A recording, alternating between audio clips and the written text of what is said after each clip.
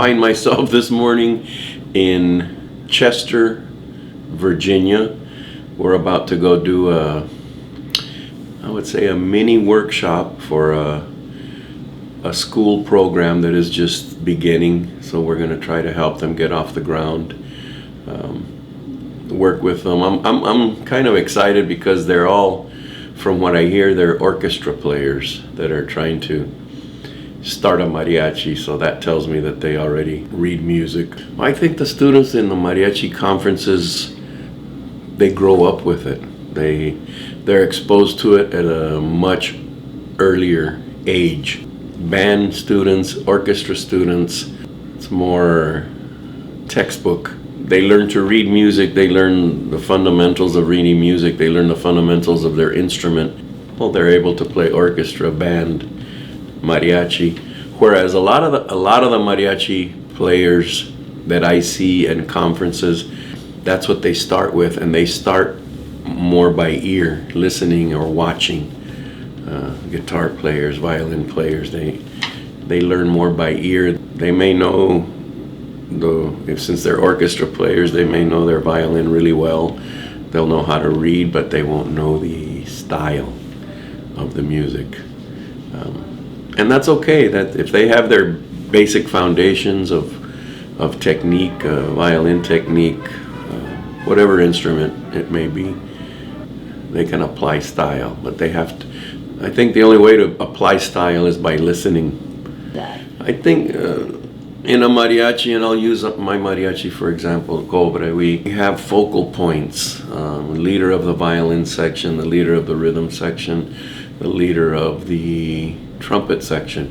If those three are in visual communication with each other and audible communication, it makes for a much better ensemble, more cohesive. So if all the violins follow the lead violin player and the rhythm section follows the lead of the rhythm section and the trumpets, if those 3 points are on, if they're together, then the rest of the ensemble will be on. It just makes for a much more cohesive sound. I'd never heard of a mariachi being here yet. I'm sure there are, but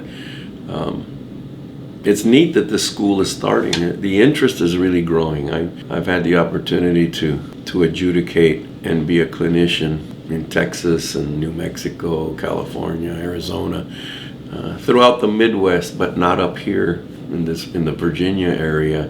So it's going to be very interesting for me. We're not going to try and overpower each other. And sometimes, for me, it's harder for me to sing softer, but I try to sing. What my point is that I try to blend as well. Do it again with it. Arriba de Cihuatlán le nombran la agua escondida donde se van a bañar Cihualtecas de mi vida. Arriba de Cihuatlán le nombran la agua escondida donde se van a bañar Cihualtecas de mi vida. Arriba de Cihuatlán le nombran la agua escondida donde se van a bañar Cihualtecas de mi vida. To apply everything that we have learned, everything we've experienced in a 5.5-hour day, but that to understand and to accept that mariachi music is also a legit music. For example, just next week we're going to go to Louisville, Kentucky to collaborate with the Louisville Symphony. Education is the importance in the mariachi, in the school system, in the young students, and to elevate mariachi music, to bring it to another level, to be able to collaborate with other genres of music, just to show them that mariachi music is up there with orchestra, with band, with whatever.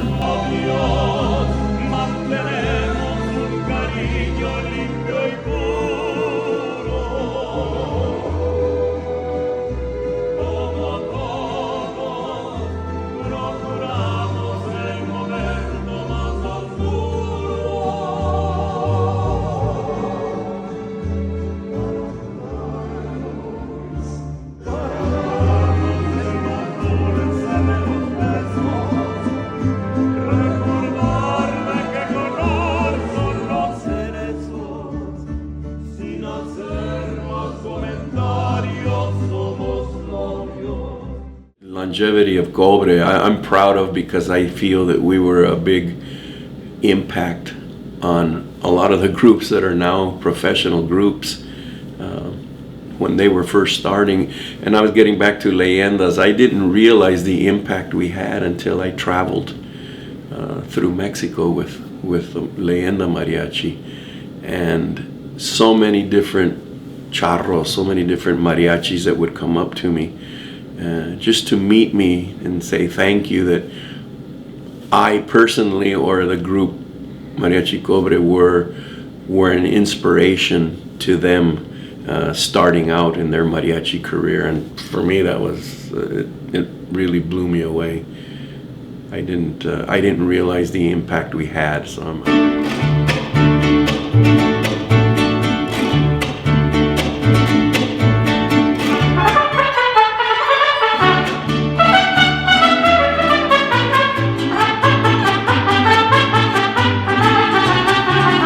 we are in Chester, Virginia, to work with Thomas Dale High School Mariachi, a very new program that has started, I believe, in the last year. And our goal today is to present mariachi in its form, how it's played, how the ensemble works as a unit, and more importantly, the focal point system, and how we can help them implement that, being that they're directed by the orchestra teacher right now, literally conducted. So we want to get them away from that and functioning as a mariachi ensemble. the traditional song ending, bum ba and Randy will watch. Joe gives a little body movement, and we all know when to go bum bum because of his body movement. It's a focal point. It's a thing that we all watch. So if he's wrong and we're all with him, guess what? We're all right.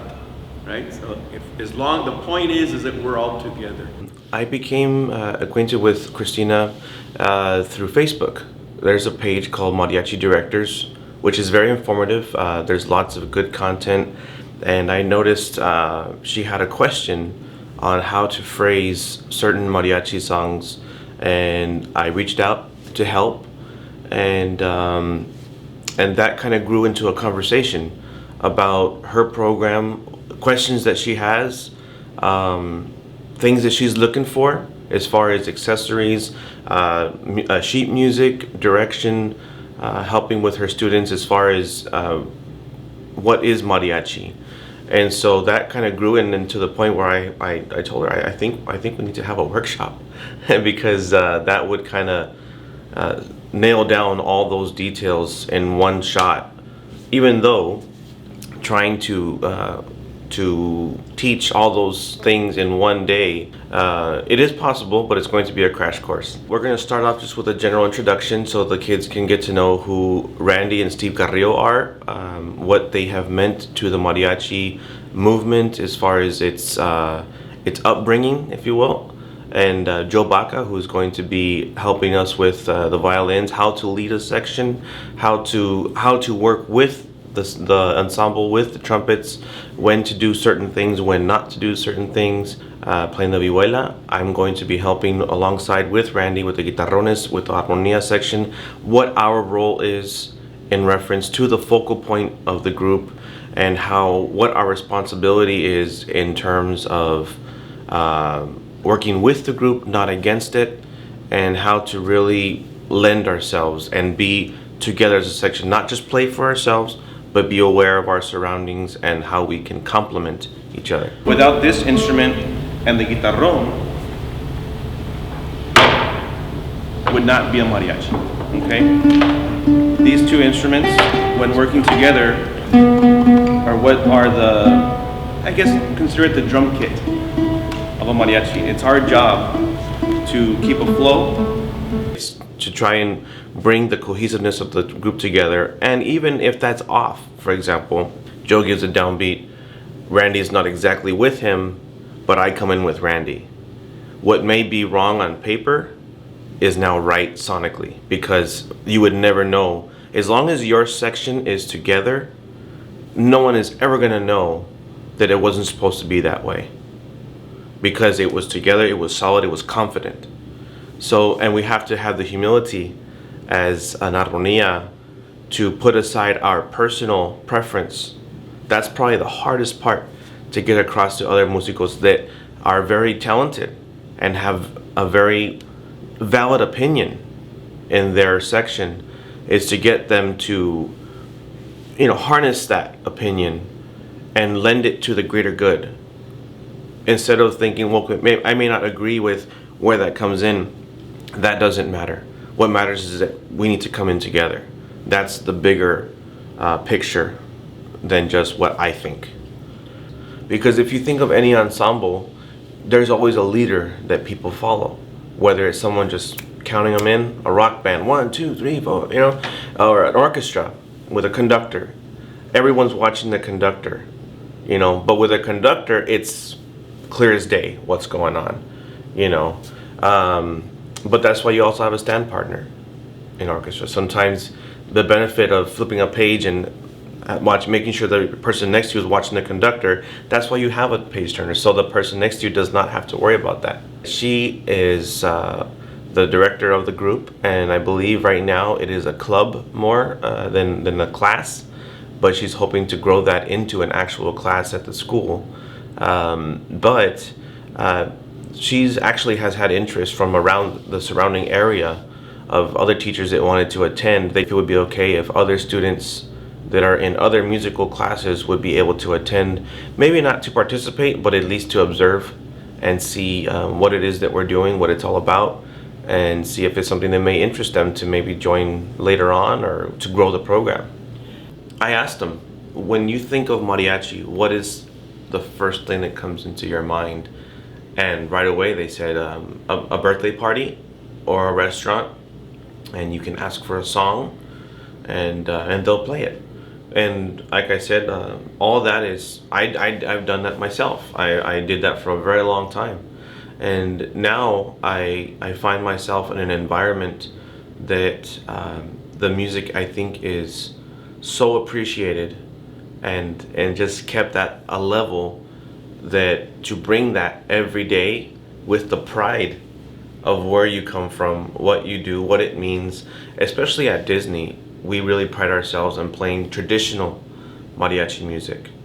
And I believe the audience, our guests, really appreciate that too, because when they come to Disney, you go to the country of Mexico, you want to hear something authentic. And I believe these kids, we're going to try and push that point, that it's about the tradition, learning from the bottom up. Where does mariachi come from? Why is it played the way it's played? Where do these rhythms come from? And a lot of, unfortunately, a small percentage of mariachi students today are fond of learning that. But not to say that it doesn't matter to them. It's just that they see the bright lights, they see the stage, they see the concerts, the competitions, and well, all that is well and good. I believe there is a more important role that we need to play as mariachi instructors to pass on the message, to further the education, to remind these kids that there's more out there, but you have to have the tools to get it.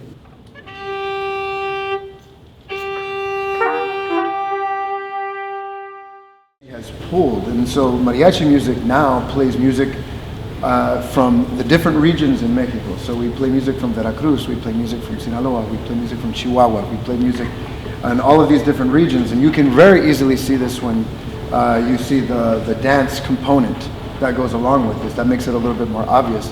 I had to write my own arrangements for my kids because there was, first of all, nothing.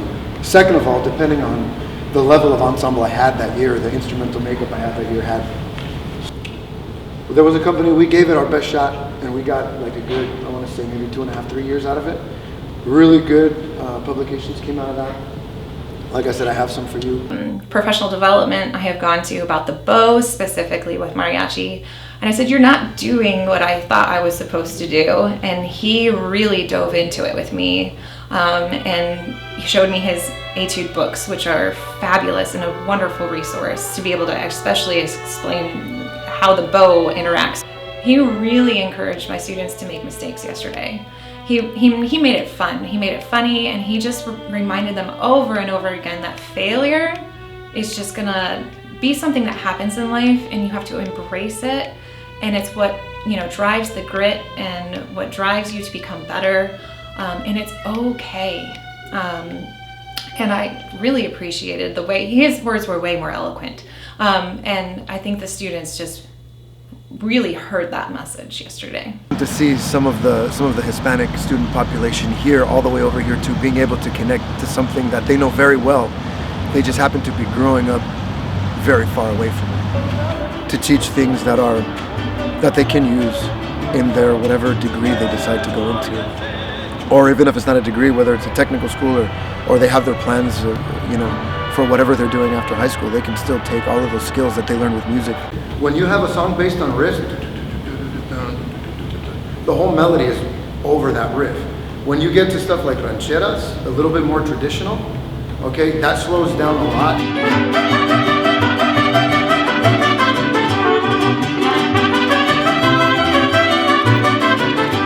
Whereas the rest of the students, they had as special of a time and as great a learning experience and a day that they never forget, but they can share it and it's going to be as novel to their parents as it was to them. Whereas these Hispanic kids are going to be able to take it to their parents, and their parents are going to know exactly what they're talking about. Now these students can maybe even go express to them, their parents, even new things, and their parents can be, oh yeah, well, you know, X, Y, and Z, or oh yeah, well, X, Y, and Z, that the environment around doesn't necessarily promote that kind of conversation. But now they have more of their culture to talk with in their family. The way that they taught it in a manner where I could understand it easily and I could actually comprehend what they were saying. And so they really brought a lot of that to me. And I'm very, very grateful that they came over here just to teach us about this. So Erica just has absolutely blossomed into a beautiful singer and found, I think, like a home in the group. Not having been in a music class before, she has found a connection with students who are like her, who speak the same language and share the same culture and be able to make music together. It's her senior year of high school, and I think it's been the absolute highlight of her year, and it's been such a joy to hear her grow and become who she is. Richard Hernandez, and he joined a little bit last year. He is probably the most musical kid in that group. He does not read music. He is self-taught. He plays a lot in his church.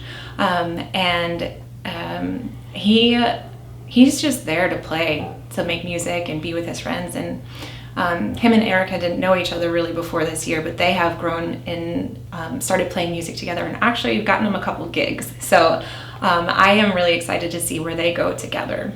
I asked, well, why did you do it? And then she kind of, there was that a little hesitation of I don't know how to answer the question. And I said, you know how to answer this. He said, because you care. You saw something and you felt a need, and so you did something about it. And I said, that's very brave of you, because you're all alone out here. And I mean, you're not just alone in the classroom teaching all the instruments and trying to find good resources, which there are very few of. But you decided to dive and take the first step into that direction. And then, you know, I remember when Louis was telling me about her, the program, excuse me, and about everything that he wanted to do. I thought it was something that was extremely, extremely different, and it's neat to bring this atmosphere that we're so used to in the Southwest to the East Coast. We really care about the way that we teach, the words that we use, the message that we try and get across. So that obviously really, really helps in transferring information from one generation to the next. Because it's amazing now that she, this wonderful woman, Christina, there was no reason for her to take this on her shoulders, and yet she decided to try it and to do it. Whereas mariachi music traditionally was passed from family member to family member, generation to generation. You know, in the American school system, this is how we've been transferring music now. And so that's an interesting place to be, because, you know, you're talking about the Western way of teaching combined with a folk music that is cultural and generational within the family. And so that's where that ground is, and that's where I really admire her for taking the dive and wanting to learn how to do it as she's doing it with these students who want to. Because especially when you have there's a great interest even from the students that are not Hispanic. But even just for those few kids that were, what it means to them, even if she knew nothing, like how appreciative they are of her for having done that. You know what I mean? It almost doesn't even matter the quality of the ensemble or anything like that. Just the human to human level of having that connection from somebody that is not of the same culture and not of the same family. That's the last place where you'd expect somebody wanting to transfer that information, and yet there you have it. And the good thing is that, especially with the way that Cobre was formed, very much like that, a lot of the older members learned music in the Western fashion and in the classical fashion, but we were all, Mexican Americans. So we grew up we're used to two worlds at one time. It wasn't until maybe late 18s or early 19s that people started really writing and composing on paper. That's the way Randy and I first started in the late 60s when we joined the youth group.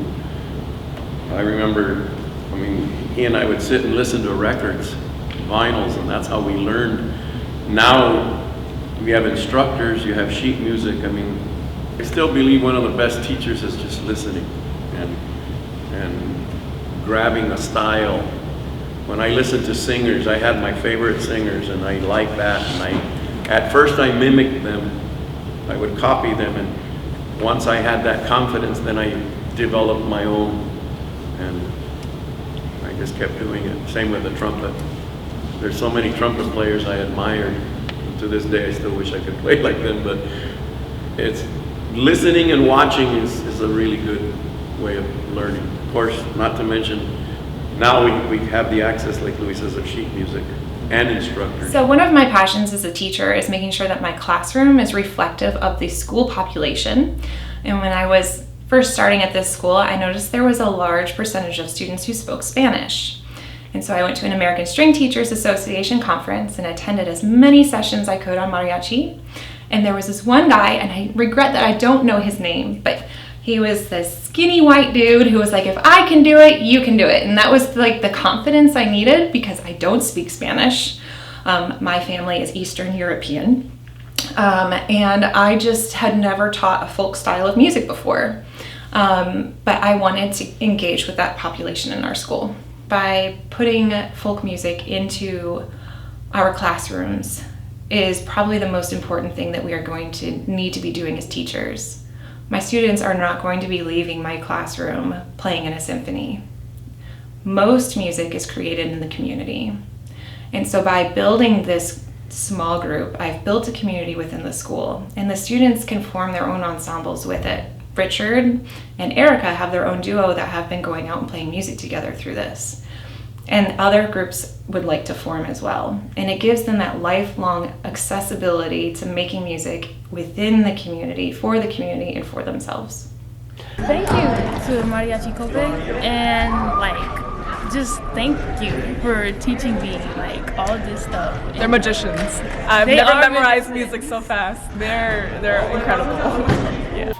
Continuing the legacy that started decades ago, for us anyway, myself, my brother, 60 years ago, with the Mariachi Juvenil, Los Changuitos Feos in Tucson, and imparting what we have learned to young students.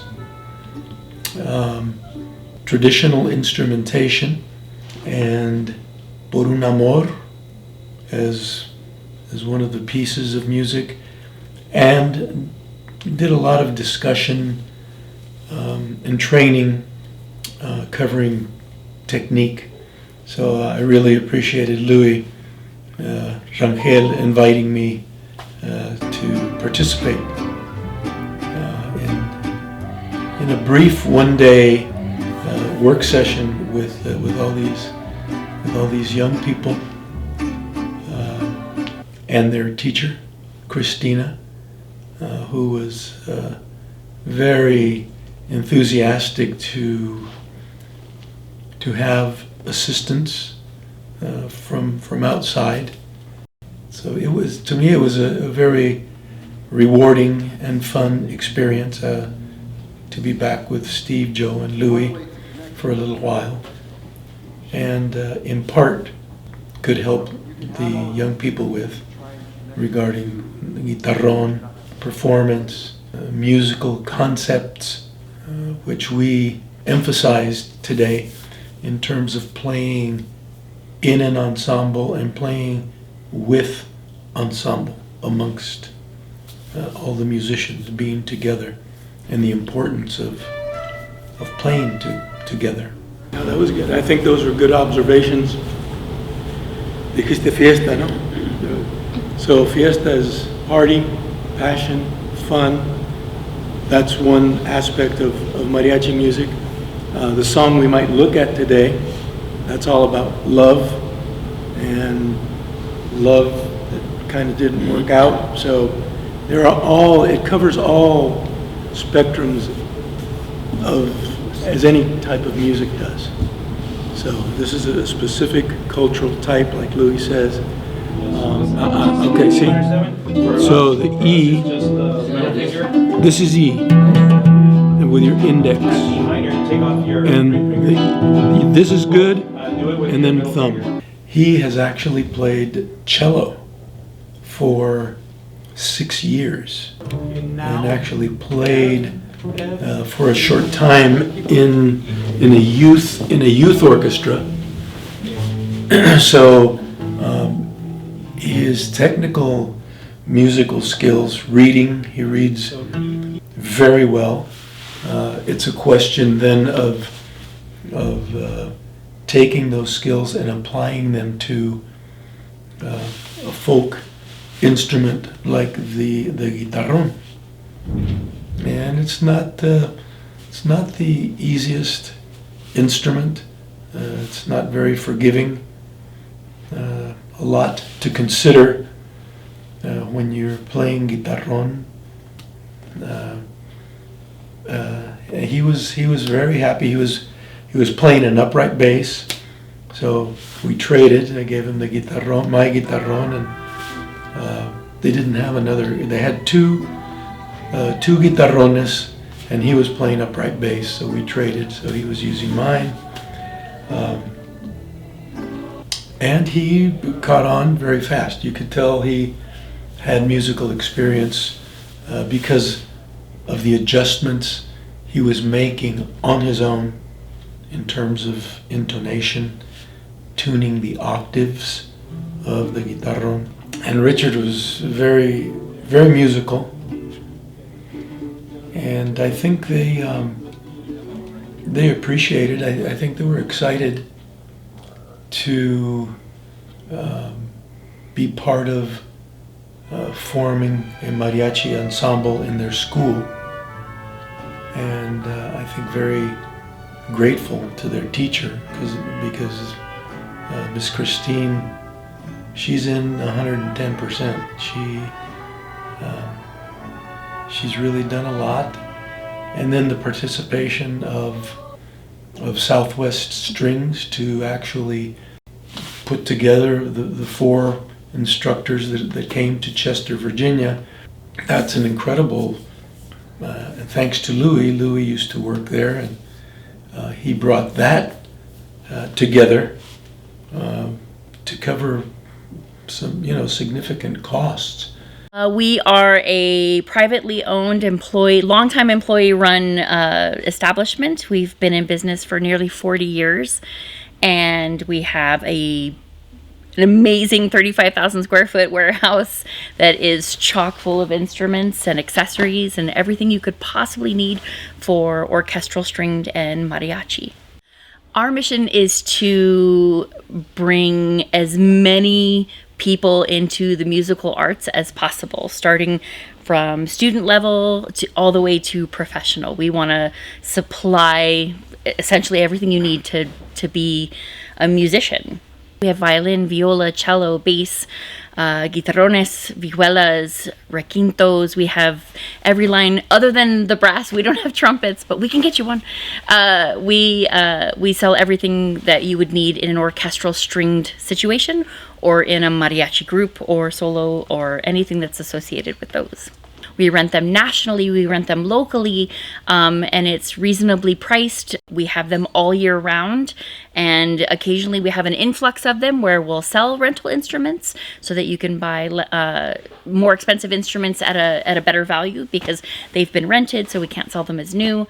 We run the gamut on everything from customer service to packaging. We do everything here in-house to our setup department, which is where, we get all of the instruments basically blank, and they're all set up by in-house luthiers who have been here for decades. Mariachi Cobre, who has roots here in Tucson, and we have a former employee that's in the group, and it's such a cool connection. And I think Southwest Strings, being a part of the Southwest and being a part of what happens here in Tucson locally, especially with the mariachi community, it's so important for us to be connected to that. It's fun. It's a lot of fun to be connected to such a beautiful, beautiful form of music.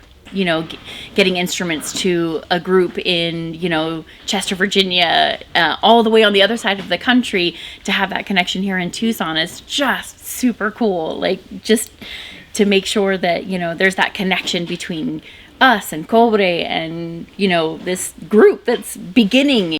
What we did today for people from Mariachi Cobre, in a very brief day, I think it was maybe a 6-hour day, serves, I think, a good purpose in that it ignites. It's a spark. We're not going to make them complete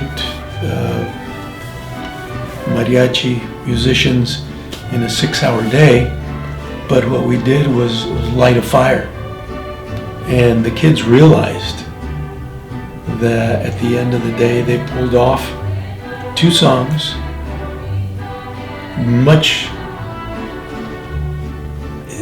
with a much better musical quality than they did, say, yesterday. And they realized it, and so did their teacher. So I think it was, the event was for a good purpose. That's the good that it did, was light a spark for them musically, emotionally, and mentally. I've been teaching for 16 years, mostly high school, but I've taught elementary through college too. I had no idea how to teach guitar. I had no idea how to even hold it. And Louis he did some virtual classes with teaching them, and I think that they really enjoyed being able to play on the traditional instrument versus what I did the first year, which was playing the cello and guitar style. And it's been a great experience for them. Why do you feel louder? Because I normally different approach? Like standing up more straight and it helps, huh? Good. And focusing on there you go. Well, that's good. That's what we want. See, that's what we want to achieve, is to work the best way we can, but taking care of our voice at the same time. Okay? Remember, I started singing when I was 8, 9 years old in mariachi, and I still do it today. I work 5 days a week, 7 shows a day, and I've done that for 42 years. So taking care of the voice is very important. Okay? But if you feel that already, that's a good sign. That's really good, that your projection is there with just changing your posture. Okay? That's very good. I'm going to add one more thing about projection. And it's a concept that my teacher taught me, and it really helps me as far as my endurance, as far as lasting, is singing with my nose closed as opposed to singing with it open. I'm going to show you an example. Take my glasses off. Don't get that on film, okay? Take a viejito, Barbara. Singing with your nose, right now I'm going to speak with my nose open, okay? So I'm speaking to you right now, and how do I know my nose is open? Is if I go like this, I get nasally. So that means that all my sound is trapped here inside. But if I close my nose, okay, so I'm going to show you the difference. Right now I'm speaking with my nose open, but if I were to close my nose now, and I listen to the difference of how I project. Did you hear the change? Mm-hmm. And it's clear, and it projects, and it has an edge. And then I'll go back to opening my nose again, and it loses that edge. It loses that fine edge and the clarity. Okay? So once again, connection and a closed nose. Because many times we get hoarse like this, it's starting to get tired, and I speak this way. It's because, first of all, I'm not connected. Second of all, my nose is open. So I'm going to connect, and I'm going to close my nose and now listen to my clarity, and I'm not hoarse anymore. You hear that? I'm going to disconnect, and I'm going to go back to open nose and disconnection, and now I'm this way. Hear how it gets hoarse? Again, I'm going to close it, connect, now I'm clear. And that helps with the project. See how I got a little louder? Without even pushing my inner volume, without pushing myself to be louder, I just redirect the sound. I close here so that the sound doesn't get trapped in my head. The only place it can go is this way, out. ¿Me explico? Sí. So you want it to go out. How do I close the nose? Jump in a swimming pool, right? Go underwater. What's the first thing we do? Right? That's the way you should speak. That's the way you should sing. Listen to my difference. If I,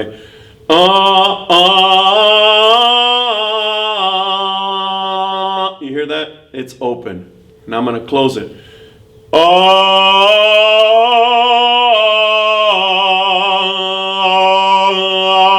Hear the difference? It's closed, open, closed, open. If you close it, you project more. And I'm not saying you necessarily get louder. You do get louder, but you can control that. But your projection and your clarity and your edge are much finer. The vocalist I had never heard project so well in my life. You have to know, I took exactly 2 weeks of vocal methods in my undergrad, which was about 20-something years ago.